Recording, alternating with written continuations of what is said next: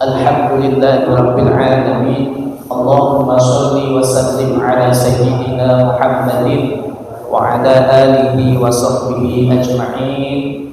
Rabbi shrah li sadri wa yassir li amri wahlul 'uqdatam min lisani yafqahu qawli. Amin. Amma ba'd. Hadirin muhtaramin wal muhtaramat, para alim ulama, para sesepuh bin sepuh, tokoh masyarakat, wabil khusus yang sama-sama kita hormati dan muliakan Bapak RT yang kami hormati, Ketua Takmil Musholla Al-Majid beserta jajarannya, Bapak-bapak, ibu-ibu, hadirin hadirat, kaum muslimin muslimat yang tidak bisa saya sebutkan satu persatu, insyaallah semuanya dimuliakan Allah Subhanahu wa taala.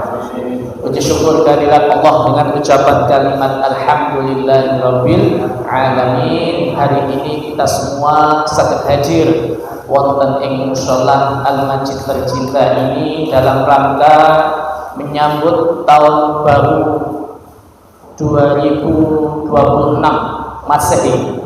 Mudah-mudahan kegiatan kita hari ini mendapatkan ridha, mendapatkan rahmat Allah Subhanahu wa taala. Mudah-mudahan panjenengan semua yang hadir di sini senantiasa diberikan oleh Allah kekuatan iman, kesehatan, panjang umur, keberkahan hidup keluarganya, sehingga kita bisa melaksanakan aktivitas kita, pekerjaan kita, wabil khusus lagi ibadah kita dengan penuh semangat dan senantiasa dalam lindungan Allah Subhanahu wa taala. Shalawat dan salam senantiasa kita haturkan kehadirat Nabi kita Muhammad sallallahu alaihi wasallam dengan ucapan Allahumma shalli ala sayyidina Muhammad wa ala ali sayyidina Muhammad. Bapak Ibu yang dirahmati Allah Subhanahu wa taala, saat ini kita berada di hari terakhir tahun 2025. Insyaallah besok jam 12.00 kita sudah berada di tahun 2026. Pertanyaannya adalah, panjenengan sudah beli kalender? Sampun sudah punya kalender 2026? Oh dereng, sing dereng nanti tumbas Pak. Pertanyaan selanjutnya adalah, ketika pergantian tahun ini panjenengan senang apa sedih? Senang apa sedih? Ibu-ibu senang apa sedih? Yang senang alasannya apa, Bapak? Kenapa? Pergantian tahun.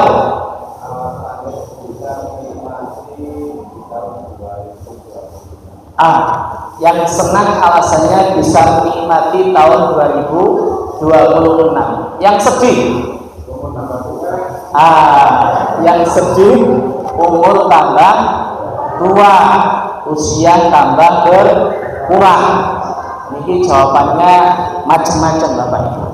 Cuma yang jelas pada kesempatan ini tiada kata, tiada kalimat, ungkapan yang patut kita sampaikan kecuali rasa syukur kepada Allah Subhanahu wa taala. Kenapa Bapak Ibu kita harus bersyukur kepada Allah? Karena insya Allah di tahun 2025 kemarin banyak sekali nikmat-nikmat Allah, karunia-karunia Allah yang diberikan kepada kita. Contoh, yang belum ketemu jodohnya, ketemu jodohnya. Sinten ini? Pak Budi.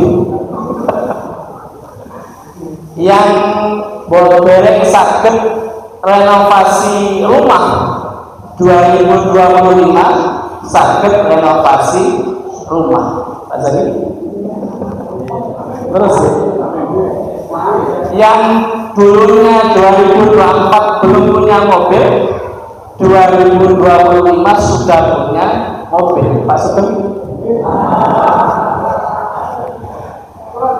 Betul ya? Wabil khusus lagi Bapak Ibu, kita diberikan oleh Allah kesehatan. Ini yang penting. Penting lagi panjang umur. Mungkin di 2025 banyak sekali atau sebagian dari keluarga kita yang sudah tidak lagi bersama kita atau dikabulkan oleh Allah Subhanahu wa Ta'ala. Yang awalnya bersama kita hari ini tidak bersama kita. Yang dulu kawan kita seperjuangan misalnya di tempat kerja, yang awalnya bersama-sama bekerja, tapi saat ini sudah tidak bekerja lagi dengan kita. Makanya ini sakit kita syukuri Bapak. Kita syukuri. Syukur itu Bapak Ibu ada 3. Dengan catat. Ini penting. Syukur itu ada 3. Ada asyukru bil qalbi. Syukur dengan hati Bapak Ibu.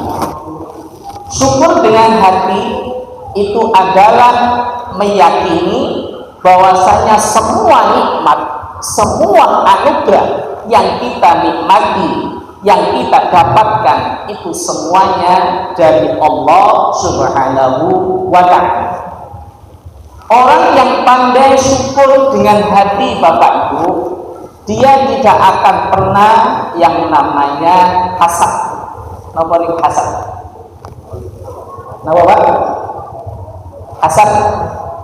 Oh bukan kasat Pak, bukan hasad. Napa hasad? Ayo, Bu. Hasad nama Bu? Iri Pak. Jadi hasad itu namanya iri. Kenapa? Karena semua nikmat yang diberikan oleh Allah kepada seseorang itu semuanya adalah dari Allah Subhanahu wa Ta'ala. Karena semua anugerah yang diberikan oleh Allah kepada seseorang atau kepada kawannya misalnya, itu semuanya adalah dari Allah Subhanahu wa Ta'ala. Dan bisa saja Allah mencabut nikmat itu. Ada 2 hal Bapak Ibu yang sebenarnya kita ini boleh untuk iri dengan orang lain. Tapi bahasanya bukan hasad, tapi namanya ghibthah. Namanya apa? Ghibthah. Jadi kalau hasad itu adalah iri kepada orang lain dan mengharapkan nikmat itu hilang, itu namanya hasad. Contoh misalnya ada orang iri dengan Pak Zaki karena punya mobil Jazz warna biru. Orang itu berharap mobil Jazznya Pak Zaki ini bannya bocor misalnya, atau dicuri oleh orang lain, atau rusak misalnya. Ini namanya hasad Pak. Saya dipahami ya. Yang kedua ada namanya ghibthah.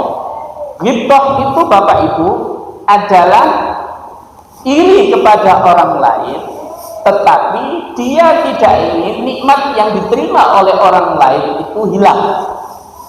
Makanya dalam hadis itu ada 2 hal yang kita itu boleh iri dengan orang lain. Nikmatani, ada 2 nikmat yang diperbolehkan kita ini iri kepada orang lain. Yang pertama adalah rajulun atahullahu malan fasallata ala halakatihi fil haqqi. Laki-laki atau seseorang yang diberikan oleh Allah harta, kemudian hartanya itu disedekahkan, diinfakkan, napa istilahnya ini? Didermakan. Kita boleh iri Pak dengan orang itu.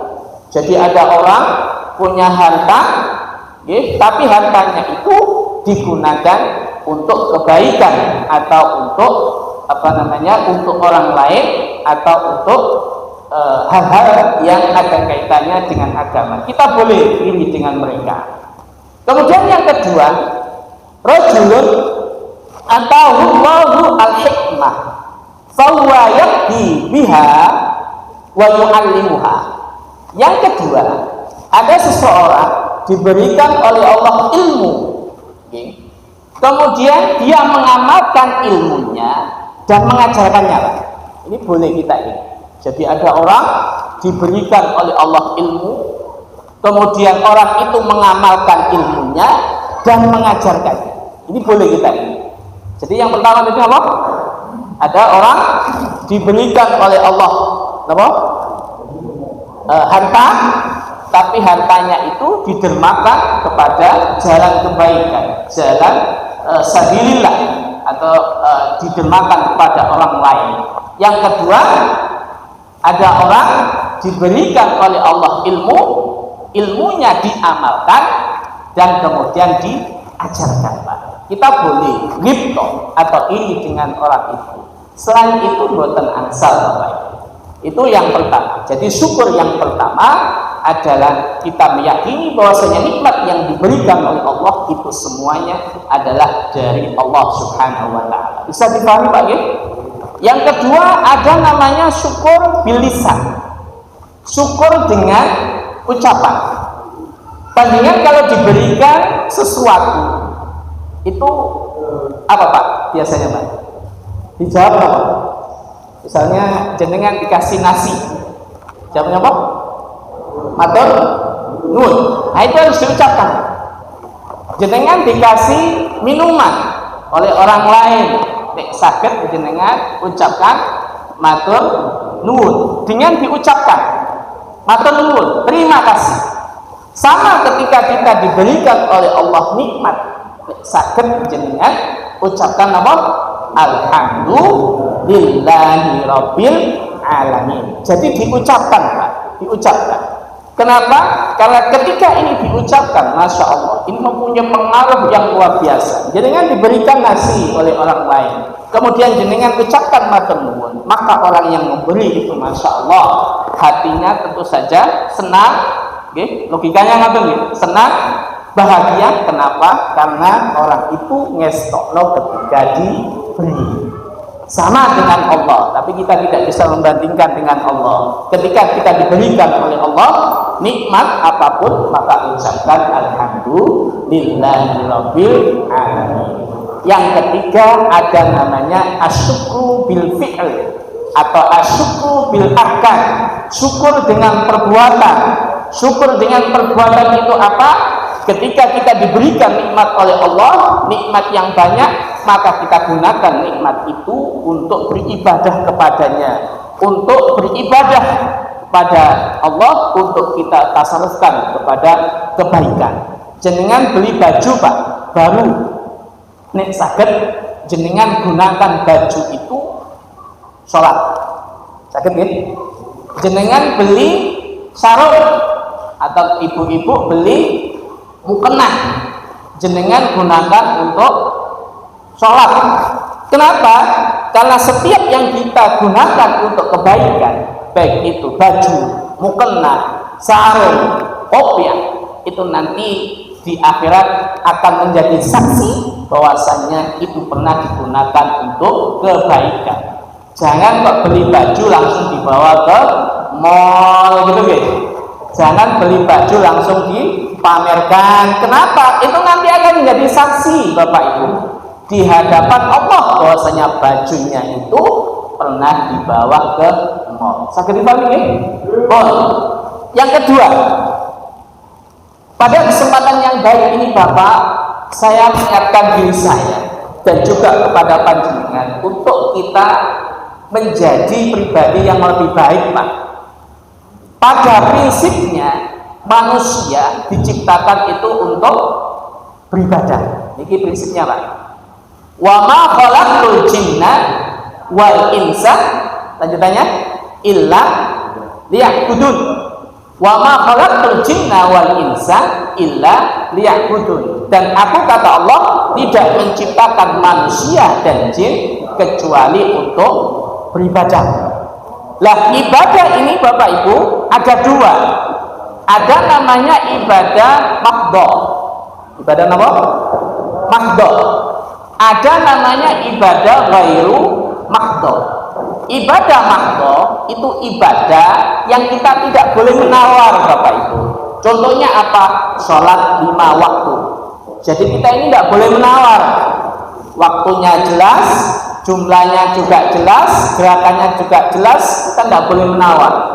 Misalnya waktunya sholat maghrib, Allahu Akbar, tak laksanakan jam 10 saja, tidak boleh Pak. Jadi waktunya jelas, rakaatnya juga jelas, kemudian waktunya juga jelas, tidak boleh ditawar. Ini namanya ibadah mahdhah. Nah, kesempatan ini Bapak, apalagi ini adalah bulan Rajab, bulan menanam. Nggih, ngoten nggih. Rajab syahruz zar'i.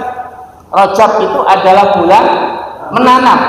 Maka nek saged manfaatkan bulan ini untuk banyak menanam kebaikan, terutama ibadah mahdhahnya, sholat 5 waktunya. Insya Allah kalau orang-orang Sinoman jamaah terus gitu Pak Zaki. Insya Allah dikomandoi oleh Pak Zaki. Tidak ada yang absen insya Allah. Maghrib, isya, subuh, zuhur, asar semuanya jamaah. Nggih, ngoten nggih. Nek saged Bapak Ibu jenengan tambah dengan ibadah-ibadah sunnah yang lain. Contohnya sholat rawatib. Apa sholat rawatib itu? Ada yang bisa menjawab? Sholat sunnah rawatib, Bu, Pak. Sholat sunnah rawatib, atau kalau bahasa jenengan itu qobliyah, ba'diyah, tapi sebenarnya bukan itu. Sholat sunnah rawatib itu sholat sunnah yang mengiringi sholat fardu dan mempunyai peran untuk menyempurnakan sholat fardu, Pak. Itu namanya rawatib. Ada berapa sholat sunnah rawatib? Yang bisa jawab boleh pulang, tidak bisa kembali. Ada bilang? Ini insya Allah sudah pernah kita sampaikan. Ada berapa Bapak? Ayo, Bu, enten pinten Bu? Pinten? 12 Pak. Enten pinten? 12 itu apa saja? Kita mulai dari subuh, 2 rakaat sebelum subuh. Ingat-ingat, 2 rakaat sebelum subuh, 2 rakaat sebelum zuhur, 4 rakaat setelah zuhur, 2 rakaat setelah maghrib, 2 rakaat setelah isya. Bisa mengulangi? Coba subuh 2 rakaat sebelum subuh, zuhur 2 rakaat sebelum zuhur, 4 rakaat setelah zuhur. Terus asar enggak ada Pak? Asar enggak ada. Loh, asar itu bagaimana? Sebelum asar kan ada sholat 2 rakaat. Itu namanya sholat sunnah mutlak. Sholat sunnah mutlak. Orang yang melaksanakan sholat 2 rakaat sebelum asar ini akan diberikan Allah rahmat Pak. Dalam satu riwayat Rasulullah menyampaikan, rahimallahu man shalla arba'an qablal asri. Allah akan memberikan rahmat kepada orang yang sholat sunnah 4 rakaat sebelum asar. Tapi ini tidak termasuk rawatib. Maghrib Pak, 2 setelah maghrib ya. Isya 2 setelah maghrib. Jumlahnya berapa? 12. Nah, apa yang kita dapatkan Bapak Ibu kalau kita sholat sunnah 12 ini? Man sholla isnatai asyara rakaatan, barang siapa yang puasa sunnah 12 rakaat fi yaumin walailatin, sehari semalam, banallahu bihinna baitan fil jannah, maka Allah akan membangunkan orang itu sebuah rumah di surga. Enak ya? Niki nek saged ampun amin saja Ibu, dengan laksanakan. Ketika para sahabat diberitahu oleh Rasulullah terkait dengan ini Bapak Ibu, fadilah sholat sunnah rawatib ini, mereka semuanya bersemangat untuk melaksanakan sholat rawatib itu dengan harapan nanti oleh Allah dibangunkan rumah di surga. Panjenengan kalau ingin mengkapling rumah di surga Pak, punya rumah di surga. Mulai saat ini apalagi ini adalah bulan Rajab, kita laksanakan sholat sunnah rawatib 12 rakaat sehari semalam. Sakit dipahami Pak? Sakit dilaksanakan gitu? Coba tadi 2 rakaat sebelum subuh, 4 rakaat sebelum zuhur, 2 rakaat sebelum zuhur, 4 rakaat setelah zuhur, 2 rakaat setelah maghrib, 2 rakaat setelah isya. Ini dengan pun. Ada lagi Bapak Ibu sholat sunnah duha. Ini sakit jangan meninggalkan duha Bapak. Kenapa? Karena duha ini Masya Allah fadilahnya luar biasa. Waktu duha itu ada 3. Ulama membagi 3. Yang pertama ada namanya waktu syuruk. Waktu syuruk itu adalah 1,5 jam setelah salat subuh Pak. Berarti kalau misalnya subuhnya itu adalah jam 4 atau setengah 5, maka waktu duha itu jam 6. Apa yang akan jenengan dapatkan Bapak kalau jenengan istiqomah di waktu itu? Dalam satu riwayat Rasulullah pernah menyampaikan, man shalla al-ghadata fil jama'ati, barang siapa sholat subuh berjamaah, summa yaq'udu bi dzikrillah, kemudian dia duduk. Maksudnya apa? Setelah sholat subuh tidak keburu pulang, dia duduk bi dzikrillah, zikir kepada Allah. Ada yang mengatakan dia zikir dengan kayak biasanya membaca subhanallah, subhanallah dan sebagainya. Ada yang mengatakan diisi dengan amal kebaikan, membaca Al-Quran, kemudian mentadaburi Al-Quran dan lain sebagainya. Kemudian summa yusolli raka'ataini, setelah itu pas jam 6 dia sholat 2 rakaat, maka apa yang akan kita peroleh, yang akan panjenengan peroleh, kana lahu ajrun ka ajri hajjin wa umratin taman, maka baginya akan mendapatkan pahala sebesar pahala haji dan umroh yang tidak dikurangi sebesar pun. Coba, jadi hajinya kayak haji, pahalanya kayak haji dan umroh. Padahal ibadah haji itu kalau mabrur Bapak, tidak ada balasan kecuali surganya Allah Subhanahu wa taala. Lah jenengan hari ini yang belum bisa melaksanakan haji ataupun umrah, nek saged laksanakan itu. Saged Pak ini. Jadi mantul sholat subuh jamaah, ndak usah pulang dulu Bapak Ibu, jenengan ten mushola, baca Quran, zikir kepada Allah sampai nanti jam 6 sholat 2 rakaat, maka insya Allah pahalanya itu sebesar ibadah haji dan umrah. Saged nggih? Saged nggih? Pun insya Allah. Yang terakhir Bapak, kesempatan yang baik ini, di momen yang baik ini, kita tinggalkan tahun 2025 dengan kebaikan. Kita tinggalkan tahun 2025 ini dengan kosong-kosong. Kosong-kosong. Dalam artian apa? Kita saling memaafkan. Ini penting. Saling mengikhlaskan. Kalau panjenengan punya salah dengan orang lain, maafkan. Kalau orang lain punya salah dengan panjenengan, ikhlaskan. Kalau punya hak adami, utang misalnya, ya nggak sahur, jadi tunda-tunda. Nek sakit ya diikhlaskan, tapi kalau nggak bisa ya segera menyaur. Karena apa?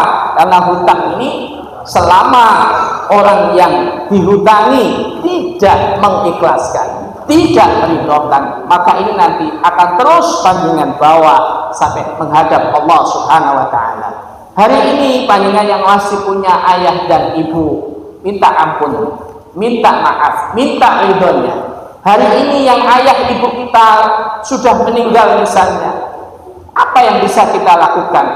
Dalam satu riwayat Rasulullah, ada seorang sahabat bertanya kepada Rasulullah, ya Rasulullah, hal baqiya alayya min birri abawayya syai'un aburruhuma bi ba'da mautihima. Ya Rasulullah, apakah masih ada kesempatan bagiku berbakti kepada kedua orang tuaku yang sudah meninggal. Rasulullah mengatakan, na'am, bisa. Khisalun arba'ah, dengan 4 hal. Dan Rasulullah mengatakan, as-salatu alaihima, mendoakan kedua orang tua kita. Dengan sampun doakan tiang sembah. Sampun nggih, nek saged diistiqomahkan Bapak Ibu, difatihai dengan Fatihah khusus untuk ayah dan ibu panjenengan. Yang kedua, wal istighfar lahuma, memintakan ampun kepada kedua orang tua kita. Mintakan ampun dosa-dosa yang selama hidupnya. Mintakan ampun kesalahan-kesalahan yang dilakukan ketika hidupnya. Yang ketiga adalah waqtida'i ahdihima, memenuhi janji-janjinya dulu. Kalau orang tua misalnya pernah berjanji dengan orang lain, maka ahli warisnya wajib untuk melaksanakannya, menunaikannya. Kalau orang tua misalnya punya keinginan ini dan itu, selama keinginannya itu baik, maka sebagai anak, sebagai ahli waris wajib untuk melaksanakannya. Dan yang terakhir adalah wasilaturahmil ladzi la tusalu illa min qibalihima, mempererat silaturahim yang dulu pernah dijalin oleh kedua orang tua kita. Ini yang bisa kita lakukan Bapak Ibu. Sakit dipahami Bapak Ibu? Oke, mudah-mudahan Bapak Ibu 2026 ini kita semua menjadi pribadi yang lebih baik daripada 2025. Ibadahnya, pekerjaannya, semoga kita semua panjang umur, diberikan oleh Allah kesehatan, keberkahan hidup kita, keluarga kita, anak-anak kita, dan nanti kita dipanggil oleh Allah dalam keadaan terbaik, yakni husnul khatimah. Al-Fatihah.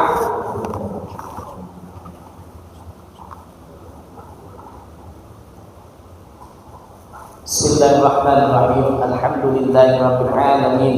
Hamdan syakiran hamdan na'imin. Hamdan yuwafi ni'amahu wa yukafi'u mazidah. Ya Rabbana lakal hamdu kama yanbaghi li jalali wajhikal karim wa 'azimi sultanik. Allahumma shalli ala sayyidina Muhammad wa ala ali sayyidina Muhammad.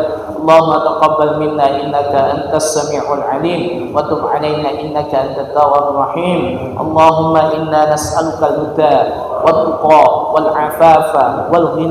اللهم أصلح لنا ديننا الذي وعصمة أمرنا وأصلح لنا دنيانا التي فيها معاشنا وأصلح لنا آخرتنا التي إليها معادنا واجعل الحياة زيادة لنا في كل خير واجعل الموت راحة لنا من كل شر ربنا هب لنا من أزواجنا وذرياتنا قرة أعين واجعلنا للمتقين إماما ربنا اغفر لنا ذنوبنا ولوالدينا وارحمهم كما ربونا صغارا اللهم بارك لنا في رجب وشعبان وبلغنا رمضان اللهم بارك لنا في رجب وشعبان وبلغنا رمضان ربنا آتنا في الدنيا حسنة وفي الآخرة حسنة وقنا عذاب النار وصلى الله على سيدنا محمد وعلى آله وصحبه وسلم والحمد لله رب العالمين. Kurang lebihnya mohon maaf yang sebesar-besarnya. Saya akhiri, wabillahi taufiq wal hidayah. Assalamualaikum warahmatullahi wabarakatuh.